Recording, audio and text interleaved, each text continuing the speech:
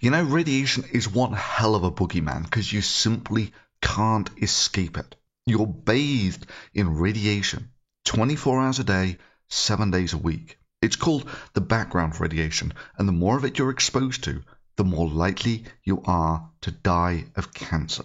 So radiation like this is kind of like driving. The more of it you do, the more likely you are to die in a car crash, or in the case of radiation, the more likely you are to die from cancer.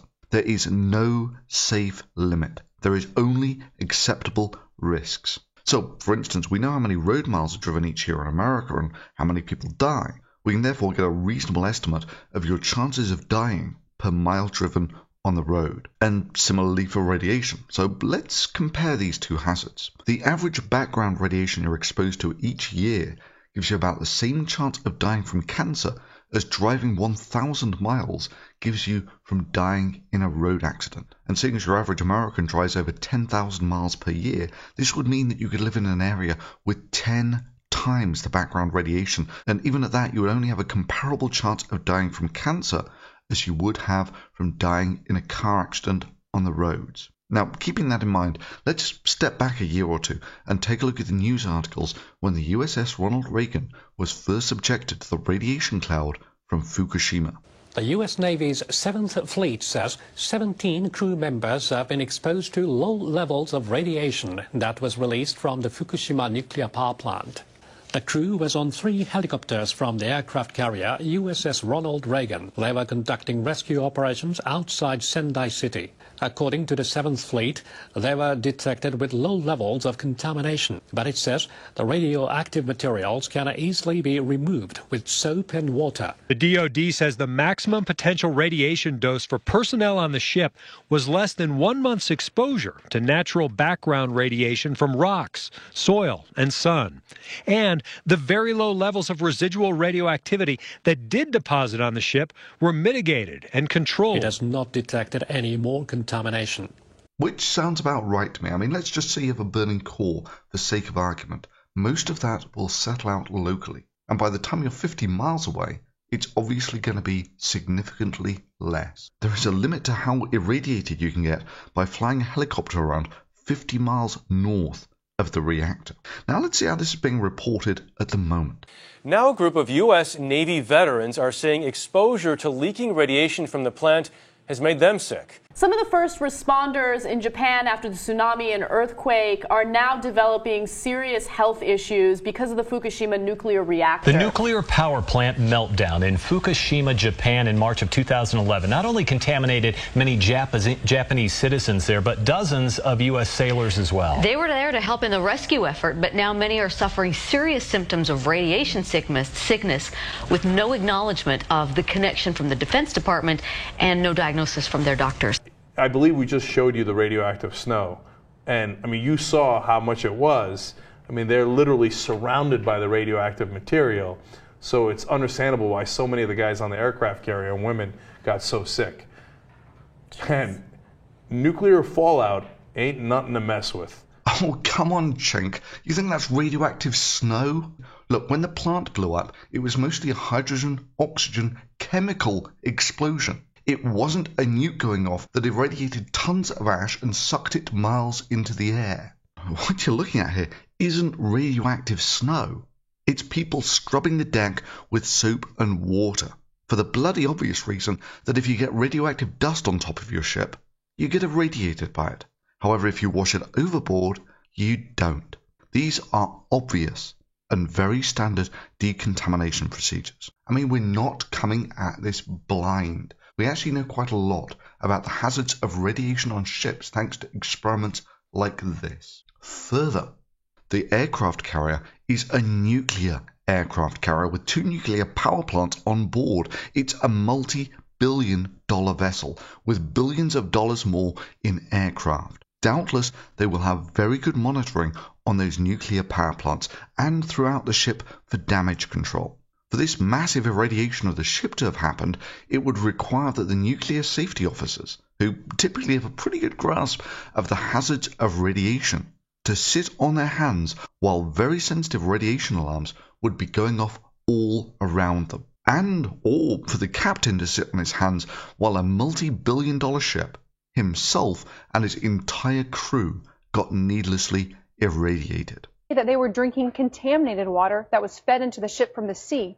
Now you can see a sailor here in the middle of that water as the flight deck was being decontaminated. But that wasn't actually the biggest problem. From my reading of the case, it appears the biggest problem was that the radiation was in the water. And they take the water in and desalinate it and then use it in the faucets, the showers, etc. So they were all showering, literally showering in that radioactive water, and that's why this happened. But what about this radiation getting into the drinking water?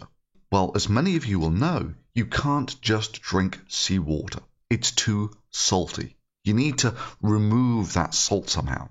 And desalination on a ship like this is probably done with reverse osmosis, where a device uses pressure and a membrane to filter out the salt ions from the water. That is, any dust would certainly be removed by this process. Now, the majority of the radioactivity will come in the form of radioactive ions, which are then dissolved from the dust into the water.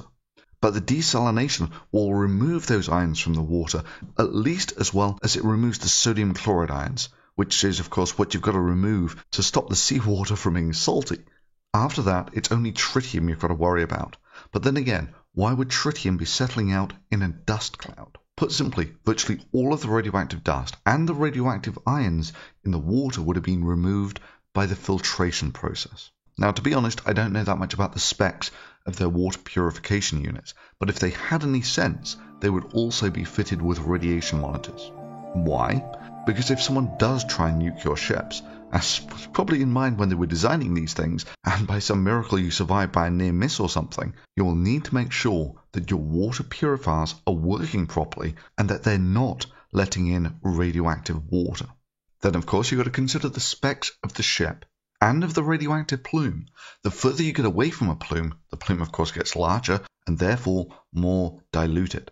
And to get a decent whack from it, you would need to be pretty close.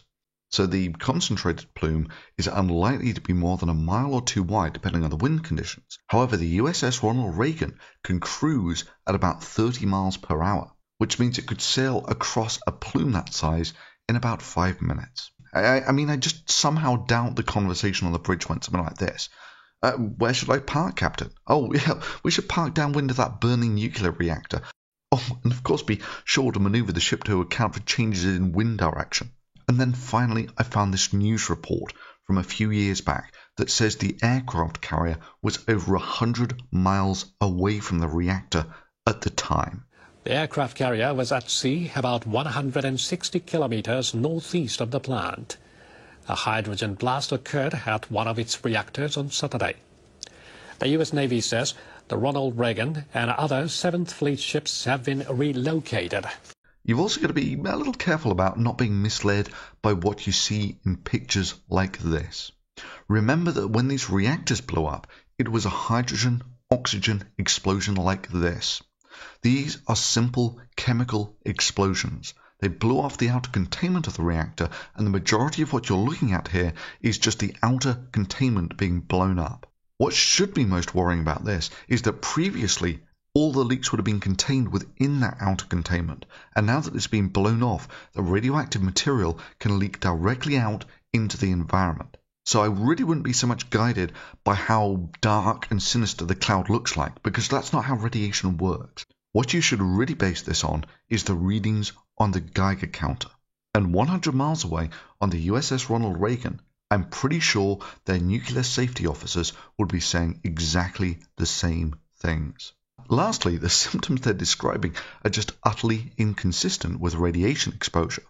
Look, if you get a massive whack of radiation, you die from radiation sickness, and that happens fairly quickly in a few days to a few weeks, that sort of thing. If you survive the radiation sickness, you live on pretty much as normal, albeit with a higher chance of cancer.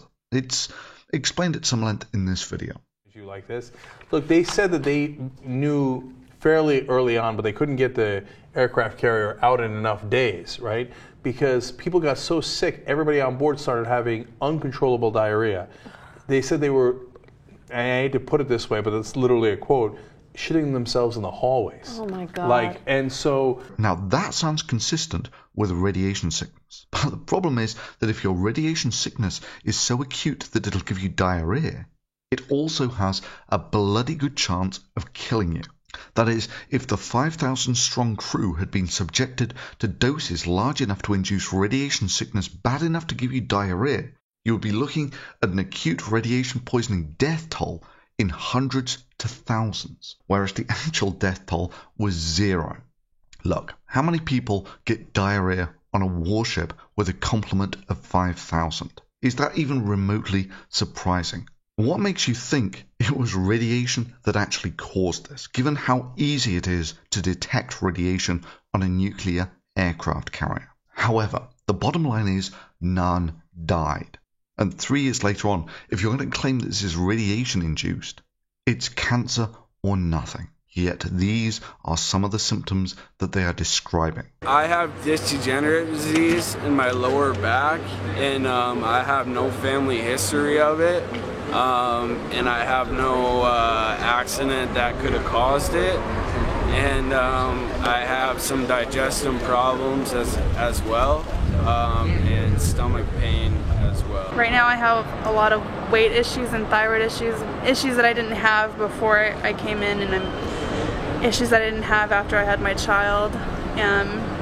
Sure, that's not a nice place to be in, but it's not cancer. Look, the USS Ronald Reagan has about 5,000 personnel on it, and over a period of about 3 years, how many of them do you think will get sick after extended stays in a large metal box with lots of other people, which does carry its own risks, as Maya cynically describes here? New rule: cruise ships have to be renamed floating death traps. If your friends could see you now, they turn away in horror as sharks devour your carcass and then develop some strange virus that no one has ever heard of.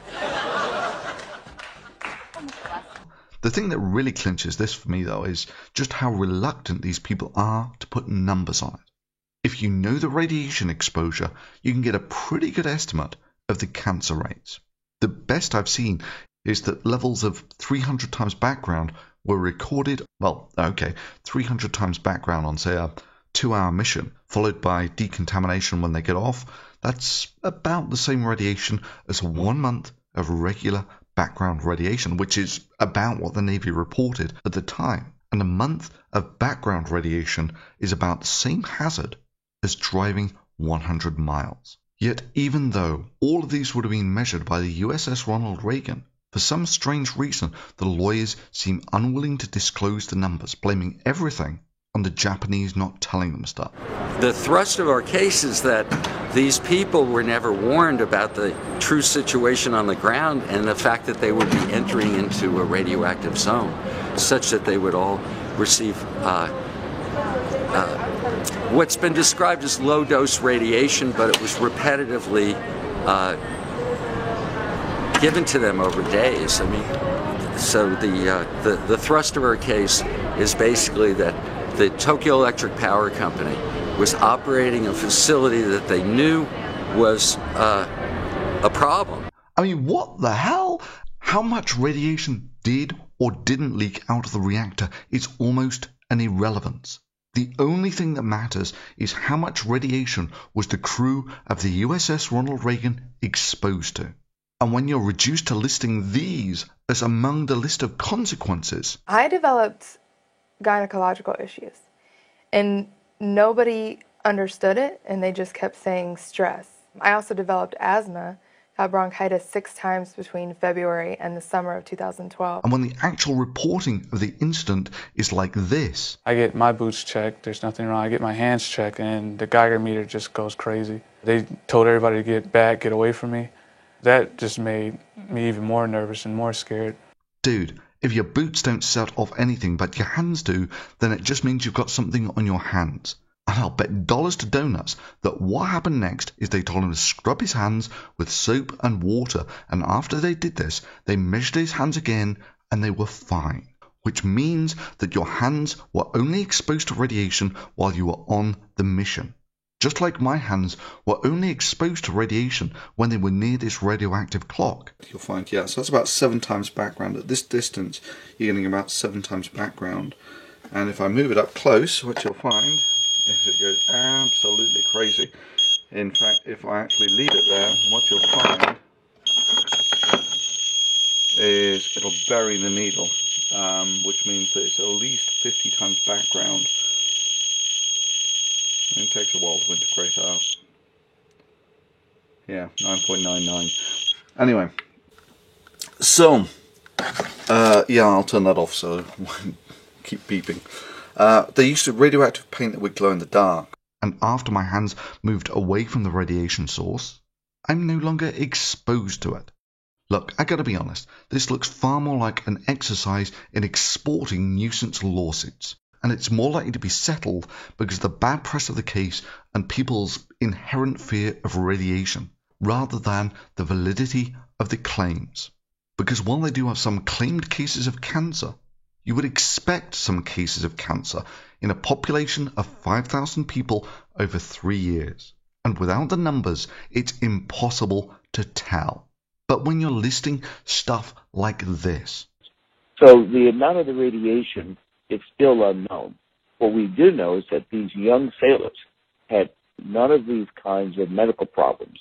Now they have back pains, memory loss, severe anxiety. I have disc degenerative disease in my lower back, and I have no family history of it, and I have no accident that could have caused it, and I have some digestive problems as well, and stomach pain as well. And trying to attribute that to a minor radiation exposure 3 years ago.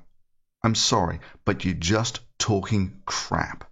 But hey, if nuisance lawsuits are your things, then try this. Try filing a lawsuit against all of the airlines. When you fly, you get exposed to 30 times the background radiation. Trust me, I just measured it. And with some 800 million passengers per year in America, I'm sure you won't have any problem in finding thousands, tens of thousands of people willing to say that they've got back pain and memory loss and anxiety that they just didn't have before the flight. I know. I too have this unpleasant feeling that many lawyers' eyes will have just lit up with dollar signs at the very thought. And the only causation that can be connected to these medical life-threatening issues is their exposure to radiation in this operation. But the thing I find disturbing throughout all of this, almost every news item I saw, both major and minor, was just wildly off base, reporting what it was essentially a baseless nuisance lawsuit, albeit a baseless nuisance lawsuit with a $3 billion ask tied to it. And they would stress the claims. For serious symptoms of radiation sickness. I believe we just showed you the radioactive snow. And, I mean, you saw how much it was. I mean, they're literally surrounded by the radioactive material. So it's understandable why so many of the guys on the aircraft carrier and women got so sick. And invariably just simply gloss over the fact that we know what the effects of radiation exposure are on people. And these people are just not describing the symptoms of radiation exposure. Shit, they might as well filed their lawsuit against McDonald's and blamed all of their symptoms on food poisoning because they thought a Big Mac they ate when they were 12 tasted funny. It would have been just as valid. And while watching this media circus, I just couldn't help but be reminded of that great Carl Sagan quote. We live in a society that is absolutely dependent on science and technology, yet we have cleverly arranged things so that almost no one understands science and technology. This is a clear prescription for disaster.